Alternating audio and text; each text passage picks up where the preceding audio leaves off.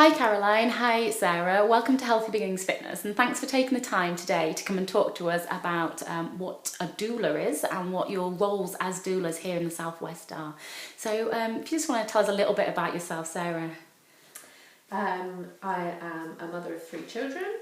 I trained as a breastfeeding counsellor about 5 years ago with the NCT, and then about 3 years ago I wanted to be able to support parents not just in the postnatal period but antenatally and through birth as well. So I decided to take on a doula course as well, and that was about 3 years ago. Fab. I trained as a masseuse and then went on to specialise in postnatal doula work and have subsequently gone into birth doula work as well. My background was in food originally, so I place a lot of care in supporting new parents around their food choices, and I'm currently studying for a foundation degree in counselling. So quite a broad background like Sarah, but all of it plays into the doula role. Excellent, so lots of skills and lots of support that you can offer new mums and mums to be. Fantastic. Can you guys just define exactly what a doula is before we go any further?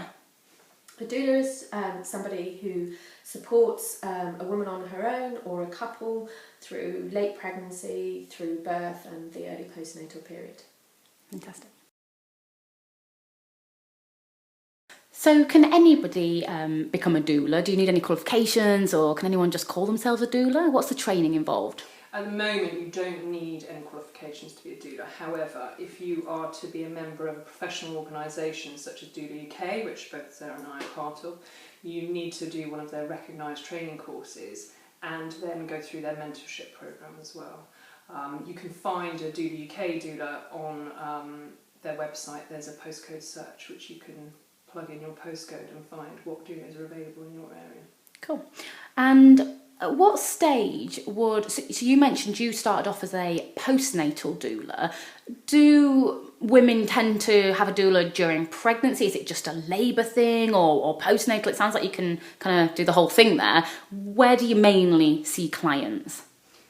The earlier the better. So if somebody wants a doula with them for their birth, then the longer antenatal time that we have with somebody, the better we can develop a relationship with them, so that they can feel really relaxed through their labour being with somebody that they know. Having said that, some doulas will take on very last minute bookings, and also with postnatal bookings they tend to be made with less time in advance. They're much easier to fit in because you haven't got the on-call period that we have to schedule into our diaries as well.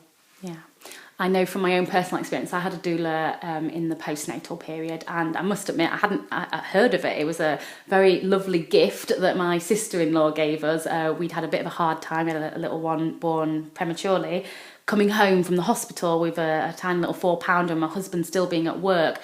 My family lived far away, so they wanted to make sure that it was someone who was trained, who was experienced, who was just there for me in the evenings to help with baby and to give that extra bit of support, which was fantastic. So, and that was a last minute thing. You know, we rang up and we got a doula within like 48 hours basically of leaving the hospital. So I know that's really, really useful for that support for mums. And just thinking about labour for a second, how can you help specifically for labour?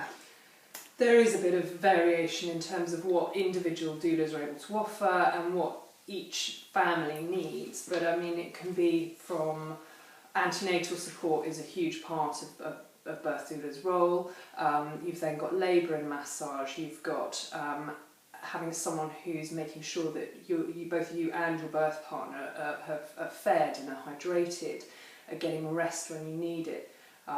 Allowing your birth partner to take some time out to sleep and know that mum's not going to be on her own at any point during labour.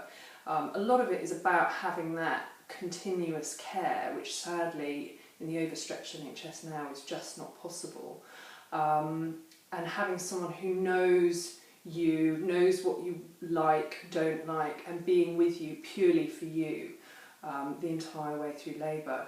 And it can also be things like having someone to take a photo just after you and your partner, just after baby's born, and having an advocate there for you. Fantastic. There's really good research into the benefits of having a doula present at your birth. So I'm going to read these because otherwise I'm going to forget the numbers. For example, you can reduce the risk of a caesarean birth by up to 45%. You can reduce the length of labour by 25%. The use of pain medications by 31%. The need for forceps by 34%. And the requests for an epidural by up to 60%. And also there's an increase in breastfeeding rates at 6 weeks by up to 49%. So really good evidence as to the benefits of having that support. Why do you think that support can translate into those numbers? What do you think the doula's there? So if you just take, say, like the forceps or the pain relief, you know, why do you think that having that extra presence of that support is going to make those numbers do that? It's about parents feeling relaxed, it's about them feeling in control, it's about them feeling cared for, about them understanding what's happening, and the ability to feel relaxed and calm and confident enough during their birth experience, which then reduces the risks of those needs of intervention. If you've got a doula present, do you think a dad can feel left out or pushed out? Do we need, you know, how many people in a room is ideal type of thing during the labour? We've both been booked by dads who have recognised their own need for support through a birth. There's a lot of pressure on dads to be everything for that support. And as one dad said to me, in the heat of the moment, it can be hard to remember exactly what you need to do. So a doula just takes some of that pressure off of the dad. She's got a wide range of knowledge, she's got an understanding of the birth process, and you know, that can help dads feel better able to support their partners rather than us actually replacing what the dads will do. One couple said to me, no matter how well you prepare, you can never really know exactly how things are going to pan out. So, you know, why not have extra support? Somebody's quoted as saying, if a doula was a drug, it would be unethical not to use it. So. Yeah. Cool. So would a doula accompany a mum regardless of what type of labour she was hoping to have? Whether she wants an elective C-section or whether she wants lots of drugs, pain relief? Are you guys trying to only encourage natural deliveries, or do you span the whole works? Absolutely, we are about unconditional support. So whatever a mother or parent's views are on whatever types of birth they're hoping for, then our role is about supporting them in their choices and sometimes providing information so that they can make an informed choice about their care. And that blends on into postnatal care as well. So we've both between us had mums who've birthed in hospital, had epidurals, C-section, both elective and emergency, breastfed, bottle fed, the full spectrum. And it's that unconditional support. We're there to do whatever is right for that parent and that family at that time. Fab. So it's not about bringing your own views into it, and you know, it's just about being led by the mum basically, and the dad, and giving them information so that they can make informed choice. I think that's the important thing, particularly if parents are being bombarded with scary images about birth and labour and new parenting. It's great to be able to have solid scientific research put in front of you to say, you know, this works, this doesn't work, maybe this will work for you, maybe this is the way forward for you, but it's all about the parent choosing that for themselves and for their family. It's kind of a little bit, by the sounds of it, like having a personal trainer. In like my role, obviously, as a personal trainer with new mums and pregnant ladies, you guys are kind of like personal trainers for birth, aren't you? And for new parenting, and just like supporting them and listening to your client and being driven by what they need. And yeah, why not? Why wouldn't you have that to help you? It's the biggest thing your body's ever going to go through, type of thing. So it sounds great. So if a doula supported a mum during the labour and the dad as well, would she then tend to work with that lady in the postnatal period as well, or can you hire a doula separately like I did? Do you guys do that as well?